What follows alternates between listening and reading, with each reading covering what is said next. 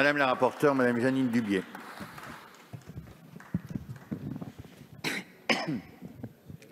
Merci, Monsieur le Président. D'abord, je voudrais adresser tous mes remerciements à l'ensemble des orateurs et surtout à ceux qui se sont exprimés au nom de leur groupe pour appuyer cette proposition de loi telle qu'elle est sortie du Sénat. En complément de ce que a dit Stéphane, et je ne vais pas reprendre ses arguments, je voudrais insister sur 3 points. D'abord, dire à ceux qui utilisent le terme de foyer, de ressources du foyer, qu'ils se trompent. L'article L. 821-3 du Code de la sécurité sociale, et j'insiste, de la sécurité sociale, que nous modifions, parle des ressources du conjoint, du concubin ou du partenaire d'un PACS. C'est pour ça qu'on parle bien de déconjugalisation. Parce que si c'était les ressources du foyer, eh bien, dans l'hypothèse qu'a rappelé Sylvia Pinel, que j'ai dit également, quand une personne en situation de handicap, bénéficiaire de l'AAH, vit au domicile de ses parents, on ne prend pas en compte les ressources des parents, et pourtant c'est un foyer.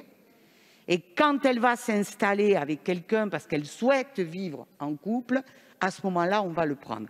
Donc, retirer ce terme de foyer, ce n'est pas vrai, c'est que les ressources du conjoint. La deuxième chose, c'est rappeler, Marie-Georges Buffet l'a fait, c'est qu'on n'a pas l'allocation adulte handicapé comme ça. Il y a une évaluation médicale. C'est bien une évaluation médicale qui va apprécier le taux d'incapacité qui va être attribué à la personne en fonction de son handicap. Et ce taux d'incapacité, il est en fonction de l'incapacité à exercer une activité professionnelle. C'est ça le sujet. Donc, ne nous trompons pas. C'est en ça aussi que c'est différent du RSA. C'est que c'est bien le handicap ou la maladie qui définit le taux d'incapacité. Et donc, c'est bien des gens qui sont éloignés de l'emploi, non pas du fait de leur volonté, mais du fait d'une reconnaissance médicale de ce taux d'incapacité. Alors après, ça peut être partiel ou total, je ne rentre pas dans les détails. Enfin, Madame la Ministre, je terminerai sur le texte tel qu'il est aujourd'hui, et notamment sur l'article 2. Vous vous focalisez sur l'article 3, vous ne voulez pas de cette déconjugalisation.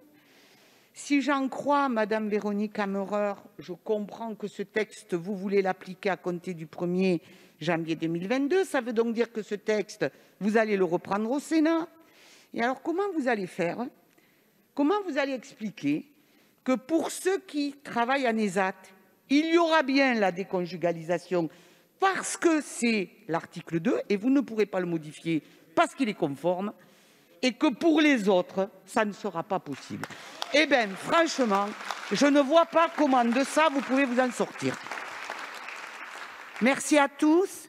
Je pense que le débat va commencer au travers des amendements.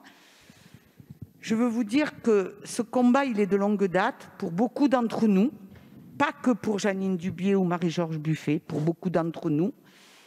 C'est un combat juste, c'est un combat de justice sociale. J'en appelle à tous parce que les arguments qui sont développés ne sont pas toujours bien fondés. Donc, en votre âme et conscience, je vous demande de prendre une position, et de prendre une position qui donnera à ces personnes le droit de vivre comme elles ont envie, comme elles le choisissent. Et c'est bien ça le principe d'autonomie. Je vous remercie. Merci, Madame la rapporteure.